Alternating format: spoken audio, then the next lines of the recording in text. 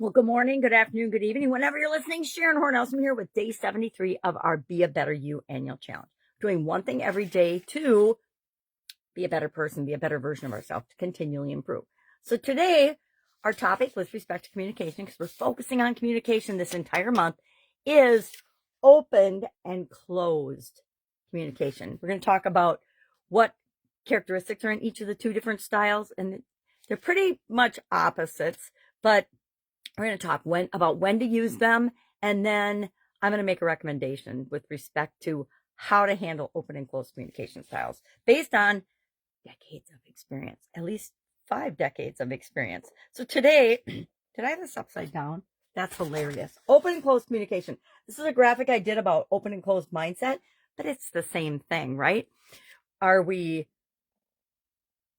we have an open door policy? I think of this as back in corporate America. Do we have an open door policy, a closed door policy? Because that's the most visual example I can think of the differences between the two. I'm just going to set this over here. We're going to talk about what are the characteristics of open mindset versus closed mindset. Open communication. Let's talk about communication since that's what we're focused on. Open communication is characterized by transparency, meaning information flows freely without unnecessary things to bog it down or unnecessary complications. It involves active listening, meaning we're present when we're listening or having a conversation with someone. We're not off doing, or our brain isn't off in 5 or 6 different places. It also encourages feedback. It's a 2-way conversation, not just a 1-way conversation. And finally, it's non-judgmental. You're not judging, you're just listening to understand and learn what is the situation. Closed communication, on the other hand, where would be a good place to use open communication before I jump to close? Team meetings. Team meetings, department head meetings, believe it or not, are a good place to use open communication.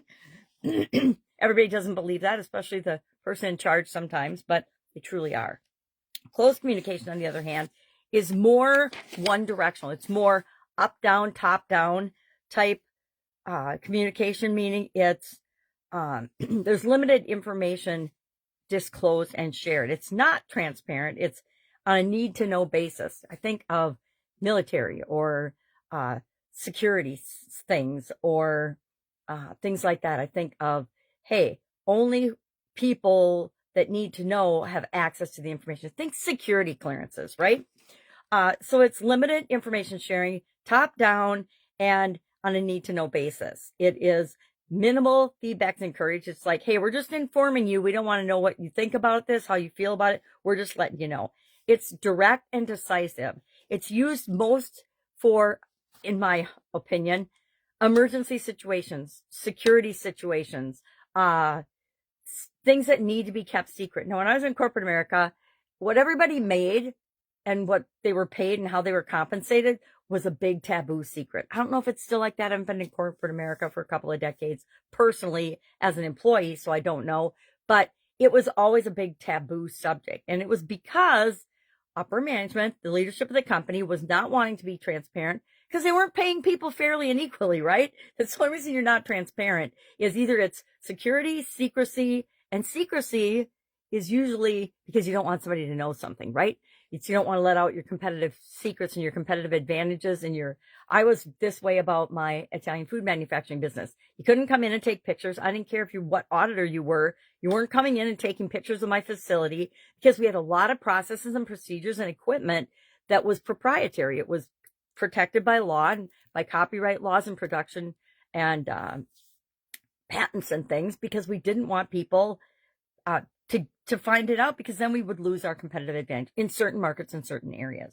So I think of that often as a regulatory, as a closed type of communication as well. So what do you use open versus closed communication for?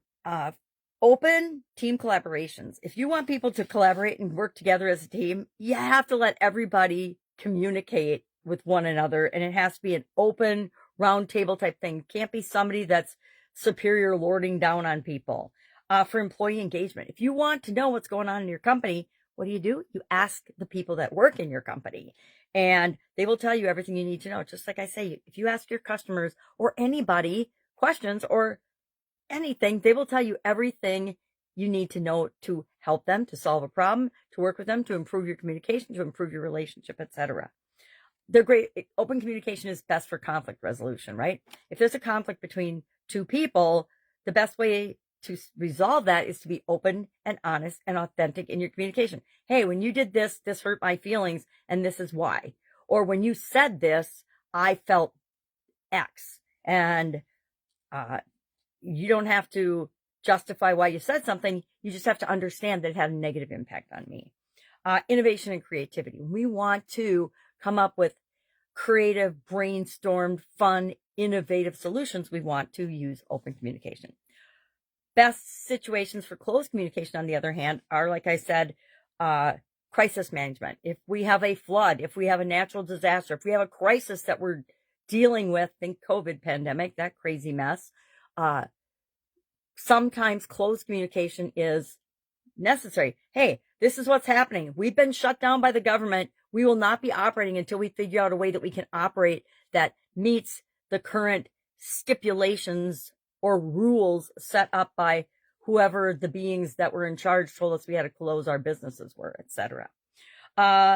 Confidentiality matters. That's like I'm talking about the competitive advantage. When things are confidential, they're confidential for a reason, and it usually involves our proprietary processes, for example, in manufacturing. Legal or compliance situations. I don't know if you've ever had to sign a non-disclosure agreement. I have, meaning I can have information, but I'm not allowed to share that information about a person, place, or thing. There can be legal or compliance stipulations, and those are, hey, this is the way it is. You just can't talk about it. Again, I think military and emergency services and different situations for national security or for our business security, etc. Some of those are on a need-to-know basis, right? Hey, the security department needs to know, the IT department needs to know, but everybody in the company doesn't need to know, because that's how information leaks, and we have challenges and problems in our organizations. So I was going to talk about Jake, who is a new leader's use of both of these types of communication.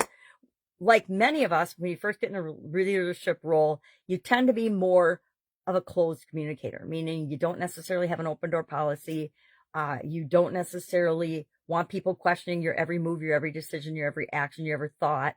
But that's how Jake started out. And he found that over time, that wasn't working for him. There was low morale on his team. He was a team manager, a team leader, and a new team leader. And it's why it's so important that we train and teach and coach people as they move into different positions in our organizations or in our lives, how to treat us, right? How to treat us, how to communicate with us, boundaries, etc. And he was finding that the team was not happy with him. They were not performing. It wasn't working. And so he started to adopt more open communications type activities and styles, and his team started to respond. They just wanted to be part of the process, right? They wanted to know what and why things were happening, which I think as a middle manager, that's your most important job, or as a leader in anything, your job is to be the go-between between whoever is making the rules, what the rules are, and explaining them to in a way that people in your organization understand and accept and adopt them. Every organization I've ever worked in, whether it's a business organization or a private organization or a fundraising or a nonprofit, they all have ways they do things. And sometimes those ways are just plain stupid, but they don't want to be told they're stupid. So you have to find a way around communicating both up and down the chain what works and what doesn't work, why it's not working, and ways to improve it. Not just bitching, moaning, and complaining about why something isn't working, but a solution to, hey, maybe we could try this to see if this would get us better results. And if we learn to take a situational approach, this is my advice. Now, people would say balance open and closed communication. And I'm going to say that's kind of BS. It's not. Everything is situational, especially as the world is changing so fast. I think if we lean toward authenticity, truth, openness, and honesty as much as possible, we're going to win. And then in the few situations where closed communication is essential, then we use that and people understand. You can explain to people, hey, this is a security issue. This is a confidentiality issue for our business. This is a competitive advantage, thing that we're not going to share because it's confidential.